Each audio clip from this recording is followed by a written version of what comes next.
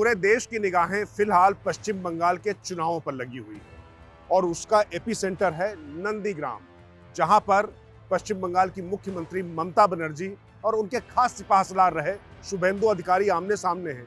Vote पड़ चुके हैं, लेकिन नंदीग्राम अभी भी केंद्र में है। और राज की बात यही है कि चाहे यहां पर ममता जीते या शुभेंदु, 2024 के लोकसभा चुनाव तक नंदीग्राम इस ताप की जो सरगर्मी बनी हुई है, इसकी भट्ठी बना रहेगा।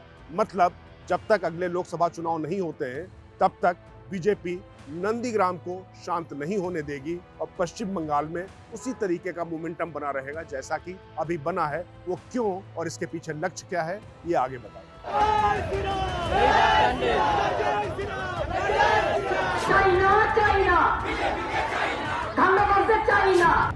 राज की बात यही है कि विधानसभा चुनाव में आपने पश्चिम बंगाल में जो उठापटक देखी है, वह सिर्फ राज्य की नहीं बल्कि केंद्र की सत्ता का संघर्ष है। बीजेपी ने पश्चिम बंगाल में निश्चित तौर पर इतिहास बनाने और सत्ता परिवर्तन के लिए ताकत झोंकी है, मगर इसके पीछे सिर्फ पश्चिम बंगाल में बीजेपी का परचम फहराना नहीं, बल्कि 2024 की जमीन इतनी मजबूत करना है कि दिल्ली के रास्ते में कोई व्यवधान पैदा न हो। तो सवाल उठता है कि ये योजना क्या है और ये बीजेपी कैसे करेगी। तो अब राज की बात से उठाते हैं हम पर्दा। बीजेपी की दीर्घकालिक रणनीति करते हैं पहले बात। वैसे तो कोलकाता में राइटर्स बिल्डिंग पर कब्जे के लिए ममता और बीजेपी के बीच संघर्ष है, लेकिन ये असली लड़ाई 2024 के लोकसभा चुनाव में वास्तव में रायसीना हिल्स तक का बीजेपी का सफर थोड़ा आसान करने की भी तैयारी है और इसीलिए नंदीग्राम इसके एपिसेंटर में रहेगा। आप सोच रहे होंगे कैसे, तो कोई रॉकेट साइंस नहीं है।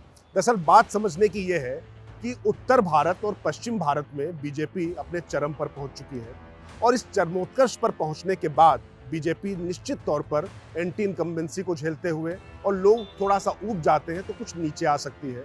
तो उसकी भरपाई करने के लिए उसके पास दो सबसे बड़े राज्य बचते हैं। पश्चिम बंगाल उनमें प्रमुख है और दूसरा उड़ीसा। तो पश्चिम बंगाल में नंदीग्राम के जरिए बॉयलर चलाकर लगातार पश्चिम बंगाल का तापमान बढ़ाया जाएगा। और अगर आप सोच रहे हैं कि इन चुनावों के बाद पश्चिम बंगाल नेपथ्य में चला जाएगा, तो आप गलती कर रहे हैं। ऐसे में जिन राज्यों में उसकी संभावनाएं हैं और अभी वहां वो अपने सर्वोच्च बिंदु पर नहीं पहुंची है, उन्हें निशाने पर लिया है। इनमें जाहिर तौर पर पश्चिम बंगाल और उड़ीसा हैं। वैसे पश्चिम बंगाल में 2019 के पिछले लोकसभा चुनाव में बीजेपी पश्चिम बंगाल की 18 सीटें जीत चुकी है। 42 सीटों में से 22 तृणमूल कांग्रेस के खाते में गई थी। बीजेपी का लक्ष्य अगले लोकसभा चुनाव यानी 2024 तक 35 सीटें जीतने का है। इसके लिए पार्टी लगातार अपना दमखम झोंके रखेगी। आखिर ये कैसे होगा और इससे क्या हासिल होगा। वैसे तो बीजेपी दावा कर रही है कि कोलकाता राइटर्स बिल्डिंग में बीजेपी का ही सीएम बैठेगा, लेकिन ये तो वास्तविकता है। जिस तरीके के कांटे की टक्कर पश्चिम बंगाल में है, उसमें अगर बीजेपी सत्ता में नहीं आती है तो भी इतना मजबूत होकर उभरेगी कि उसका उत्साह और उसकी ऊर्जा बनी रहेगी। तो उसी उत्साह और ऊर्जा के साथ में चाहे सत्ता में आए या ना आए, वो लगातार नंदीग्राम के जरिए पश्चिम बंगाल में फोकस रखेगी।